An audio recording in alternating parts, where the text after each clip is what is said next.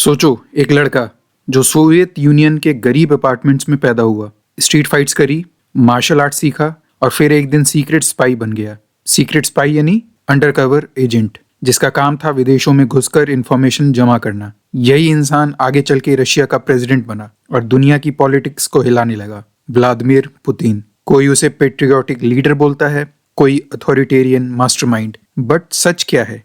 कैसे एक सिंपल लड़का सीक्रेसी और स्ट्रेटेजी के थ्रू ग्लोबल पावर प्लेयर बन गया? क्यों वेस्ट, चाइना, इंडिया सब उसके मूव्स देखकर रिएक्ट करते हैं? आज हम उस इंसान की कहानी खोलने वाले हैं जिसका नाम है व्लादिमीर पुतिन।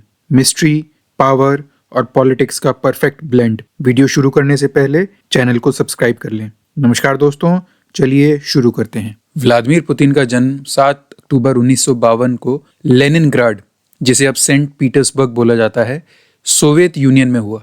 इसकी पैदाइश, ये पला बढ़ा एक सोवियत पोस्ट वॉर इन्वायरमेंट में, जहाँ पे कमी थी, तंगी थी, बहुत स्ट्रिक्ट डिसिप्लिन था और स्टेट का बहुत स्ट्रॉन्ग कंट्रोल था। पुतिन की फैमिली में उसके मदर और फादर थे। फादर का नाम था व्लादिमीर स्पिरिडोनोविच पुतिन। ये पहले सोवियत नेवी में काम करते थे, बाद में इन्होंने फैक्ट्री में काम करना चालू किया। इनकी माँ का नाम था मारिया इवानोवना शेलोमोवा। इनकी जो मदर थी वो एक फैक्ट्री वर्कर थी, काफी मॉडेस्ट थी और रिलीजियस थी। पुतिन बचपन से काफी एनर्जेटिक थे और इनका मार्शल आर्ट्स में, खास करके जूडो और सांबो में बहुत इंटरेस्ट था। और इन्हीं मार्शल आर्ट्स में इंटरेस्ट की वजह से पुतिन का जो कैरेक्टर है और डिसिप्लिन वो डेवलप हुआ। जूडो का नाम सबने सुना है, सांबो का नाम कम लोगों ने सुना होगा। सांबो एक रशियन मार्शल आर्ट है जो कि रशियन मिलिट्री के लिए डेवलप किया गया था। पढ़ाई में पुतिन अच्छे थे।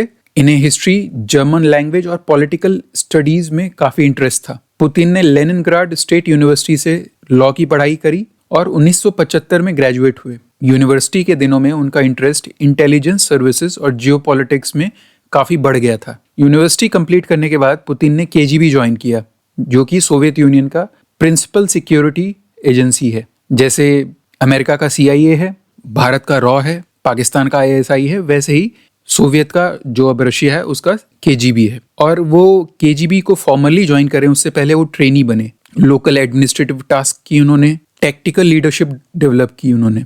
पुतिन ने 1975 में ऑफिशियली KGB ज्वाइन किया। उन्होंने इंटेलिजेंस गैदरिंग, फॉरेन लैंग्वेजेस और काउंटर इंटेलिजेंस ऑपरेशंस में काफी एक्सटेंसिवली ट्रेनिंग की और फिर उन्हें डायरेक्टरेट S यहाँ पे अपॉइंट कर दिया गया। अब डायरेक्टरेट S क्या है? ये एक हाईली सीक्रेटिव डिवीजन है जो कि first chief directorate of the KGB के अंडर आता है। इनके मिशंस क्या थे? स्लीपर एजेंट्स को एस्टेब्लिश करना, जो खबरी होते थे उनको रिक्रूट करना, मैनेज करना, पॉलिटिकल, मिलिट्री और टेक्नोलॉजिकल इंटेलिजेंस को इकट्ठा करना और फॉरेन पॉलिटिक्स को इन्फ्लुएंस करना इनडायरेक्टली। पुतिन ने अपने डिसिप्लिन, अपनी इंटेलिजेंस, अपनी मेहनत के बल पे KGB में राइज किया। इनका जो राइज था बहुत स्लो हुआ, अचानक नहीं हुआ। पुतिन की लॉयल्टी और एनालिटिकल थिंकिंग की वजह से उसको रिस्पेक्ट मिली और ये ऑर्डर्स फॉलो करते थे। बाद में पुतिन को ईस्ट जर्मनी में पोस्ट किया गया, जहाँ पे वो अंडरकवर काम किया उन्होंने कोल्ड वॉर के समय में। खबरियों को मैनेज करना, डाटा इकट्ठा करना, पॉलिटिकल जो रेबल्स होते हैं, विद्रोही होते हैं, उनको कंट्रोल करना। तो जर्मनी में जो एक्सपीरियंस पुतिन को हुआ, उसने उन्हें वेस्टर्न इंटेलिजेंस की बहुत गहरी समझ दी और पावर पॉलिटिक्स की भी। जब उन्होंने KGB छोड़ा तो उनकी रैंक थी लेफ्टिनेंट कर्नल की। 1990 में पुतिन ने पॉलिटिक्स ज्वाइन की, जब सोवियत यूनियन खत्म हो गया। सोवियत यूनियन के टुकड़े हुए, रशिया बना, तो फिर पुतिन ने पॉलिटिक्स ज्वाइन की। सेंट पीटर्सबर्ग का जो मेयर ऑफिस था, वहाँ पे उन्होंने काम किया। उसके बाद वो मॉस्को चले गए, जहाँ पे जो गवर्नमेंट है उसमें बहुत तेजी से उन्होंने तरक्की करी। 1999 में जो उस समय के प्रेसिडेंट थे बोरिस येल्त्सिन, उन्होंने व्लादिमीर पुतिन को प्राइम मिनिस्टर अपॉइंट किया और जब येल्त्सिन ने रिजाइन किया तो पुतिन एक्टिंग प्रेसिडेंट बने। पुतिन ने 2000 का जो प्रेसिडेंशियल इलेक्शन था वो जीता और पावर को कंसोलिडेट किया, गवर्नेंस को रिफॉर्म किया, जो ओलिगार्क का इन्फ्लुएंस था उसको सप्रेस किया। ओलिगार्क क्या होते हैं? ओलिगार्क का मतलब होता है बहुत अमीर और पावरफुल लोग जो कंट्री के बिजनेस, पॉलिटिक्स और मीडिया को इन्फ्लुएंस करते हैं। एग्जाम्पल, रशिया में बहुत सारे बिजनेस टाइकून्स को ओलिगार्क्स बोला जाता है, जो गवर्नमेंट के साथ मिलकर पावर और मनी डोमिनेट करते हैं। वो फिर से प्राइम मिनिस्टर बने कब? 2008 से 2012 में और फिर प्रेसिडेंट बने 2012 से लेकर अब तक। पुतिन इंडिया को क्रिटिकल स्ट्रेटेजिक पार्टनर समझते हैं, चाहे वो डिफेंस की फील्ड हो, एनर्जी हो, जियोपॉलिटिकल कोऑपरेशन हो। रशिया ने इंडिया को क्रिटिकल मिलिट्री इक्विपमेंट सप्लाई किए हैं, चाहे वो S-400 हो। S-400 वही सिस्टम है जिसने ऑपरेशन सिंदूर में बहुत ब्रिलियंटली काम किया था, और अब इसके जो अपग्रेडेड वर्जन है S-500, उस पर बात चल रही है को प्रोडक्शन की। फाइटर जेट्स हों, सुखोई जितने भी हैं वो रशियन ओरिजिन के हैं, मिग्स जो हैं वो रशियन ओरिजिन के हैं। तो हमारे बहुत सारे जो मिलिट्री इक्विपमेंट हैं वो रशियन ओरिजिन के हैं। भारत बहुत सारा तेल भी लेता है रशिया से, और जो पुतिन है वो इंडिया का जो रोल है मल्टीपोलर वर्ल्ड में उसको सपोर्ट करते हैं और इंडिया के साथ खड़े दिखते हैं। कैसे प्लेटफॉर्म्स पे? ब्रिक्स हो गया, चाहे SCO हो गया।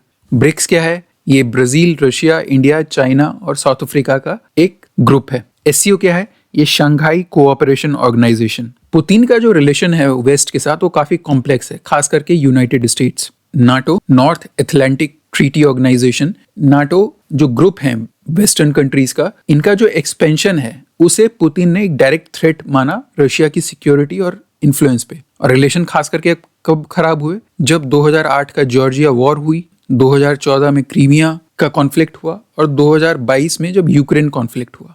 रशिया अपने आपको पोजीशन करना चाहता है यूएस की जो हेजुमनी है उसके अगेंस्ट, यूएस का जो दबदबा है उसके अगेंस्ट। पुतिन प्रमोट किस चीज को करते हैं? एक मल्टीपोलर इंटरनेशनल सिस्टम को, जहां पे जो इमर्जिंग पावर्स हैं जैसे कि चाइना, इंडिया, ब्राजील, ये वेस्टर्न डोमिनेंस को बैलेंस कर पाए। ऐसी हर वो गवर्नमेंट जो यूएस को अपोज करती है उसको पुतिन सपोर्ट करते हैं और अलायंस बनाते हैं। किस बेसिस पे? एनर्जी, मिलिट्री कोऑपरेशन और एंटी वेस्टर्न सेंटीमेंट की बेसिस पे। ये अपनी डिप्लोमेसी, मिलिट्री फोर्स और एनर्जी सप्लाईज को की मदद से रशिया का इन्फ्लुएंस बढ़ाते हैं ग्लोबली। पुतिन ने नेशनल प्राइड जो है वो रिस्टोर किया है सोवियत के टूटने के बाद, इकोनॉमी को स्टेबलाइज किया है, मिलिट्री को स्ट्रेंथन किया है और रशिया का जो जियोपॉलिटिकल इन्फ्लुएंस है उसको काफी बढ़ाया है। रीइंफोर्स इन्होंने क्या किया है? अथॉरिटेरियन गवर्नेंस को, जो ओलिगार्क की पावर है उसको घटा दिया है और स्टेट को सेंट्रलाइज कर दिया है।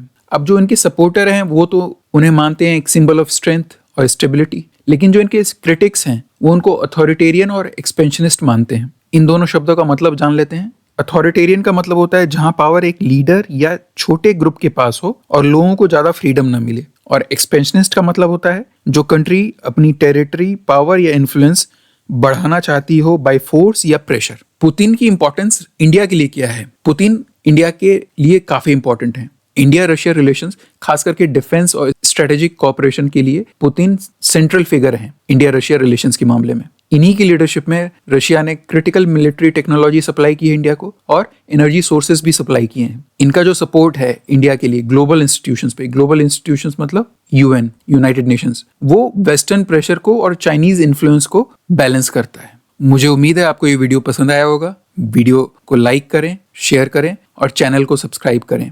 नीचे कमेंट जरूर करें, आपके कमेंट हमें प्रोत्साहन देते हैं, एनर्जी देते हैं। धन्यवाद। जय हिंद।